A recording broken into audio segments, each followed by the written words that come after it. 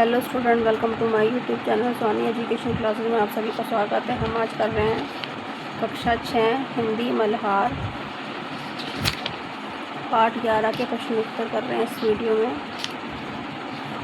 Page number है 124। मेरी समझ से। अब हम इस कविता पर विस्तार से चर्चा करेंगे। आगे दी गई गतिविधियाँ इस कार्य में आपकी सहायता करेंगी। नीचे दिए गए प्रश्नों का सटीक उत्तर कौन सा है, उसके सामने तारा बनाइए। पहला प्रश्न है, चेतक शत्रुओं की सेना पर किस प्रकार टूट पड़ा। प्रश्न है, इसके उत्तर दिए हुए हैं। यहाँ पे 4 ऑप्शन दिए हुए हैं, आपको उसमें से बताना है कि कौन सा उत्तर सही है। उसके आगे आपको स्टार लगाना है। तो जो चेतक है शत्रु की सेना पर किस प्रकार टूट पड़ा, इसका उत्तर क्या होगा इन चारों में से। चेतक बादल की तरह शत्रु की सेना पर वज्रपात बनकर टूट पड़ा था। चेतक शत्रु की सेना को चारों ओर से घेरकर उस पर टूट पड़ा था। चेतक हाथियों के दल के समान बादलों के रूप में शत्रु की सेना पर टूट पड़ा था। चेतक नदी के उफान के समान शत्रु की सेना पर टूट पड़ा था। तो हमें बताना है कि जो चेतक है शत्रु की सेना पर किस प्रकार टूट पड़ा था। चेतक बादलों की तरह शत्रु सेना पर वज्रपात बनकर टूट पड़ा था। तो ये उत्तर सही है, तो इसके आगे हमें स्टार लगाना है। लेकर सवार उड़ जाता था। इस पंक्ति में सवार शब्द किसके लिए आया है। चेतक के लिए आया, महाराणा प्रताप के लिए आया, कवि के लिए आया, शत्रु के लिए आया। तो यह है महाराणा प्रताप के लिए। सवार जो थे, जो चेतक पे जो मालिक थे, जो वो थे महाराणा प्रताप। तो महाराणा प्रताप का घोड़ा था चेतक। तो वो जो था इस तरह दौड़ता था जैसे कि वो उड़ रहा हो। अब अपने मित्रों के साथ तर्कपूर्ण चर्चा कीजिए कि आपने ये उत्तर क्यों चुने हैं। पहले का उत्तर एक ही चुना, दूसरे का उत्तर आपने एक ही चुना है। जो चेतक बादल की तरह शत्रु की सेना पर वज्रपात बनकर टूट जा पड़ता था। तो ये उत्तर हमने इसलिए चुना है कि जिस प्रकार बादल वज्रपात बनकर जहाँ गिरता है वहाँ तहस नहस कर देता है, उसी प्रकार चेतक भी शत्रु सेना पर तहस नहस की तरह करके क्षति पहुँचाता था। चेतक हवा से तेज गति से दौड़ता था। उसके पैरों की आवाज़ से दुश्मन के भाले तलवार हाथ से गिर जाते थे। उनकी शारीरिक संतुलन भी बिगड़ जाता था। ठीक है। और दूसरा हमने चुना था महाराणा प्रताप। तो चेतक राणा प्रताप का घोड़ा था। वे ही उस घोड़े की सवारी करते थे। हल्दी घाटी का युद्ध महाराणा प्रताप ने इसी घोड़े पर सवार होकर लड़ा था। अगला प्रश्न है, पंक्तियों पर चर्चा करनी है हमें। पाठ में से चुनकर कुछ पंक्तियाँ दी गई हैं, इन्हें पढ़कर समझिए और इन पर विचार कीजिए। आपको इनका क्या अर्थ समझ में आया। कक्षा में अपने विचार साझा कीजिए और अपनी लेखन पुस्तिका में लिखिए। प्रश्न क है, निर्भीक गया वह ढालों में, सरपट दौड़ा करवालों में। तो इसका उत्तर होगा जिस तरह युद्ध भालों और धारदार तलवारों से चल रहा था, चेतक वहां बिना किसी डर के उनके बीच जाकर उन पर प्रहार करता था। इन पंक्तियों में चेतक के युद्ध कौशल, साहस, निडरता और हवा से तेज गति को दर्शाया गया है। अगला प्रश्न है, भाला गिर गया, गिरा निशंग, भय टापुओं में खन गया अंग। तो इसका उत्तर होगा, जब युद्ध की स्थिति बहुत भयानक और भयंकर थी, उस समय चेतक वीरता से शत्रु सेना पर वज्रपात बनकर टूट गया। चेतक की टोपों से शत्रु का शारीरिक संतुलन बिगड़ने लगा और उसके शरीर के अंगों में चीरे लगने लगे। शत्रु के हाथ से भाले, तलवार, तीर और तरकश आदि हथियार गिरने लगा। अगले पेज पे आएंगे हम, पेज नंबर 125। इसमें ना हमें मिलान करना है, मिलकर मिलान करें। ठीक है।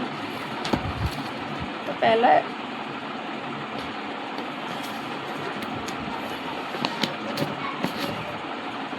राणा प्रताप के घोड़े से पड़ गया, हवा को पाला था। इसका मिलान होगा, हवा से भी तेज दौड़ने वाला चेतक ऐसे दौड़ लगा रहा था मानो हवा और चेतक में प्रतियोगिता हो रही हो। वह दौड़ रहा अरे मस्तक पर या आसमान पर घोड़ा था। इसका मिलान होगा, शत्रु के सिर के ऊपर से होता हुआ एक छोर से दूसरे छोर पर ऐसे दौड़ता जैसे आसमान में दौड़ रहा हो। जो तनिक हवा से बाग हिली लेकर सवार उड़ जाता था। इसका मिलान होगा, चेतक की फुर्ती ऐसी कि लगाम के थोड़ा सा हिलने या सरपट हवा में उड़ने लगता था। राणा प्रताप की पुतली फिरी नहीं तब तक चेतक मुड़ जाता। मतलब इसका होगा, वह राणा की पूरी निगाह मुड़ने से पहले ही उस ओर मुड़ जाता था जहाँ, अर्थात वह उनका भाव समझ जाता था। विकराल वज्र में बादल सा अरि की सेना पर गहर गया। इसका मिलान होगा, शत्रु की सेना पर भयानक वज्रमय बादल बनकर टूट पड़ता और शत्रुओं का नाश करता।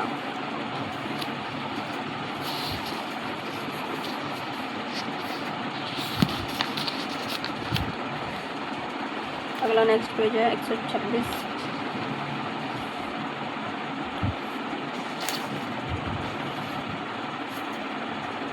आपकी बात। जो तनिक हवा से बाग हिली देकर सवार उड़ जाता था।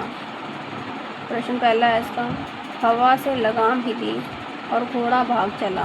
कविता को प्रभावशाली बनाने में इस तरह के प्रयोग काम आते हैं। कविता में आए ऐसे प्रयोग खोजकर परस्पर बातचीत करें।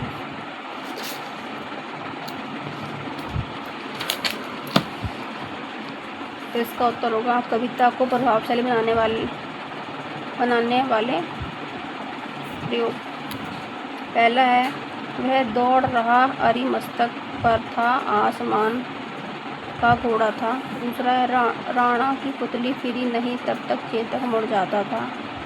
तीसरा है, विकराल वज्रमय बादल सा अरि की सेना पर गहर जा गया।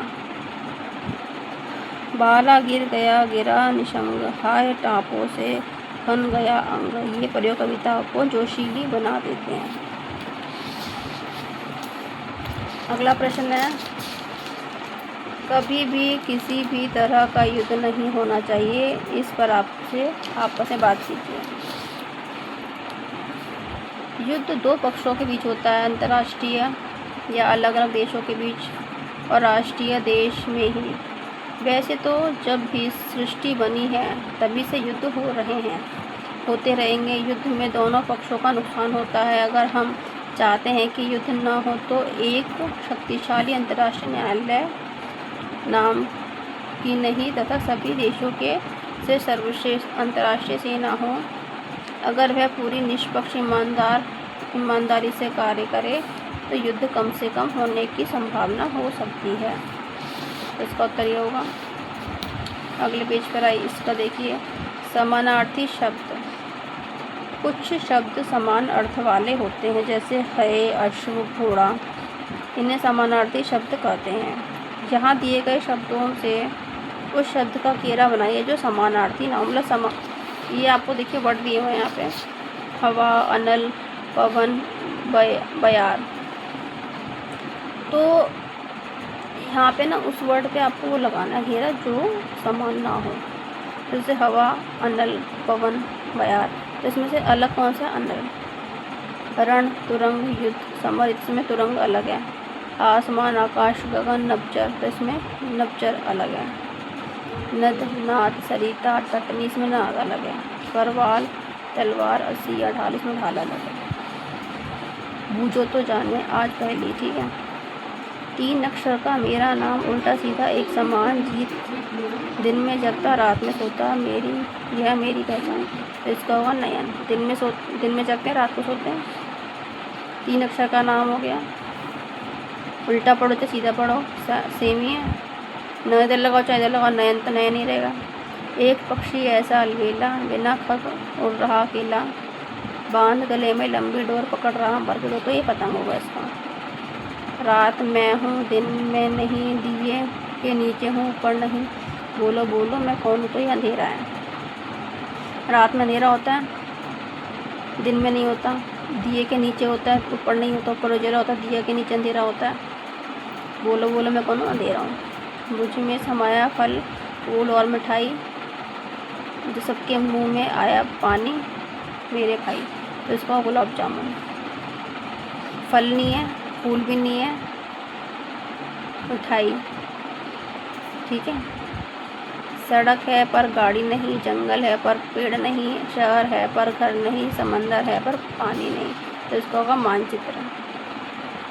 सड़क भी नहीं है, गाड़ी भी नहीं है, जंगल भी नहीं है, पेड़ भी नहीं है, शहर भी नहीं है, घर भी नहीं है, समंदर है पर पानी नहीं। तो इसी प्रश्न के संग हमारे ये इस लेसन के क्वेश्चन आंसर समाप्त होते हैं। अगर आपको इस प्रश्न इसके लेसन के सभी प्रश्न तो अच्छे समझ में आ गए हों तो मेरे वीडियो को लाइक करें, शेयर करें, चैनल को सब्सक्राइब करें। मिलते हैं नेक्स्ट वीडियो में। Thank you.